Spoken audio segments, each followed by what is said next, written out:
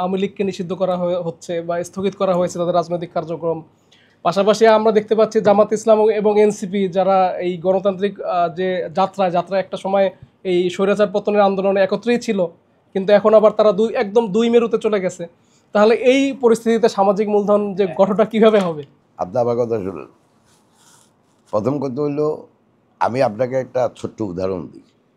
এক বাড়িতে যদি তিন ভাই একজন একজনের সাথে মারামারি করে, এ বাড়িতে কেউ মাইয়া বিয়ে দিতে চায়, এটাই সামাজিক মূলধন।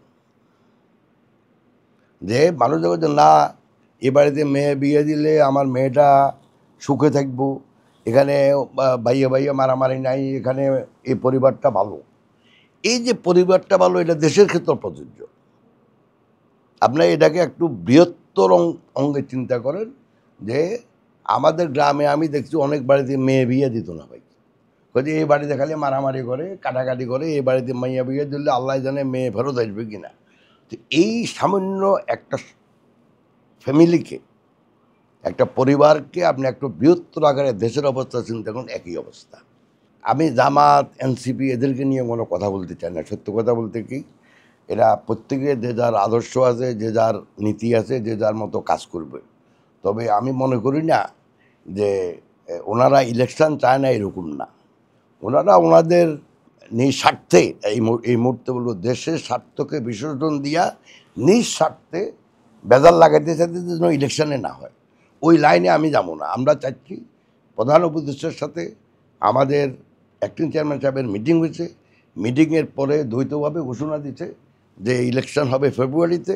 আমরা ওটাতে স্টিক করব। যেদিন ইলেকশন কমিশন ডিক্লেয়ার করবে ইলেকশনের ডেট, ওই ডেটের ভিতরে দেশ এমনি স্থিতিশীল হয়ে যাবে।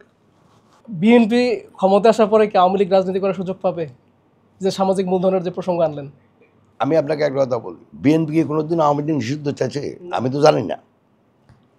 আমরা চাইছি যে যারা অন্যায় করছে, অবিচার করছে, জেল দিছে, অন্যায়ভাবে জুলুম করছে, মানে যন্ত্রণা লাঞ্ছনা বঞ্চনা দিতে জনগণকে, তাদের বিচার চাইছি আমরা। বিচারে যারা যারা দোষী সাব্যস্ত হবে, তারা আইন অনুযায়ী যদি ইলেকশন করতে পারে করবে, না করতে পারলে না করবে, সেটা আইন দেখবে। আমি পার্টিকুলার কোনো পার্টি নিয়েও কোনো মন্তব্য করতে চাই না। যেটা আগেও বলছি আপনাকে, প্রত্যেক পার্টির নিজস্ব মতামত আছে, নিজস্ব আদর্শ আছে।